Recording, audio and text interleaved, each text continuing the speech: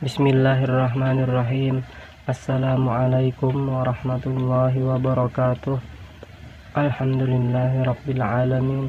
Segala puji hanya milik Allah, serta salawat dan salam semoga tetap tercurahkan kepada baginda Rasulullah sallallahu alaihi wasallam beserta keluarganya, para sahabat dan pengikutnya sampai akhir zaman.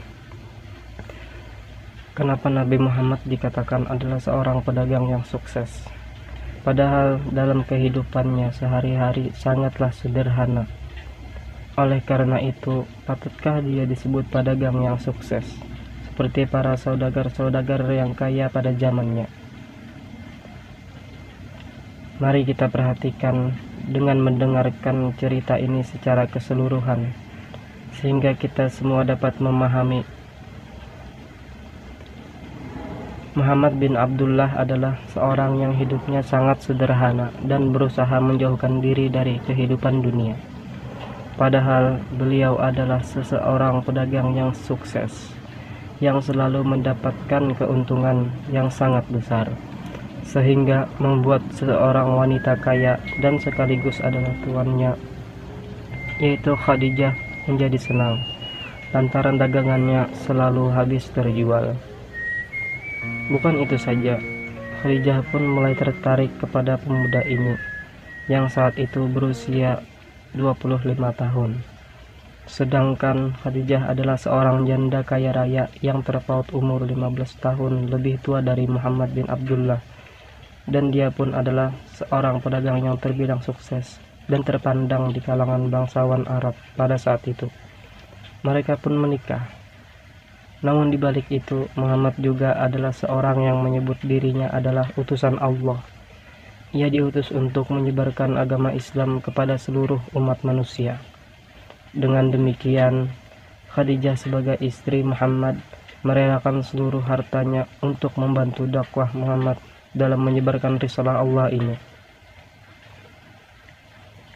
Sebagai seorang yang sukses dalam berdagang, Nabi Muhammad SAW tetap saja hidup miskin, dan bahkan ketika Khadijah wafat, beliau mengalami masa-masa sulit dalam kehidupannya sehari-hari dan sering berpuasa karena tidak ada sedikit pun makanan yang tersedia di rumahnya. Padahal beliau adalah seorang pedagang yang terbilang sukses. Sejak beliau diangkat oleh Allah sebagai Rasul, harta yang tadinya ia miliki bersama Khadijah habis tak tersisa. Ia korban semua hartanya untuk berdakwah, menolong orang-orang fakir dan miskin, dan selalu memberi makan anak-anak yatim, sehingga apa yang dia punya habis untuk dibelanjakan ke jalan Allah. Kemiskinannya membuat salah satu gunung Hud prihatin dan merasa kasihan terhadap Muhammad dengan berkata, "Wahai Muhammad, sesungguhnya aku bisa merubah diriku menjadi emas atas izin Allah." Tetapi Muhammad menolak karena ia tidak cinta kepada dunia. Cinta dunia awal dari kejahatan. Demikianlah Nabi Muhammad SAW menjauhkan diri dari kehidupan dunia. Padahal dia adalah seorang nabi dan rasul yang bisa saja meminta kepada Allah sebagai seorang yang kaya, sebagaimana Allah telah berikan kekayaan kepada Nabi Daud alaihissalam, Nabi Sulaiman, dan Nabi Ayub alaihissalam. Oleh karena itu, Muhammad adalah manusia yang patut kita teladan dan menjadikan beliau sebagai tokoh panutan dan idola kita sebagai tokoh inspirasi dalam kehidupan sehari-hari, agar kita menjadi orang yang sukses hidup di dunia dan kehidupan di akhirat.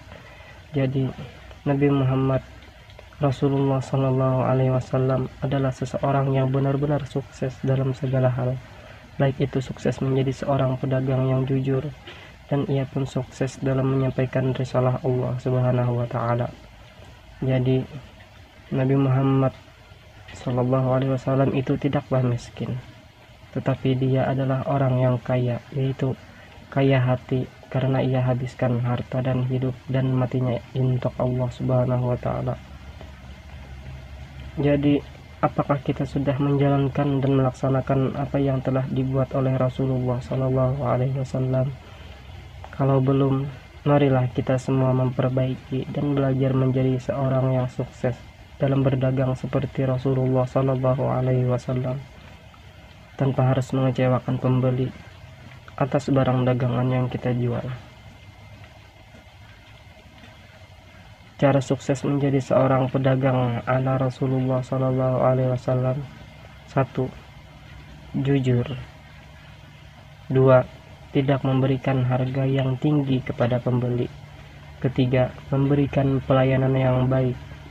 4. Bersikap ramah dan memberi senyum.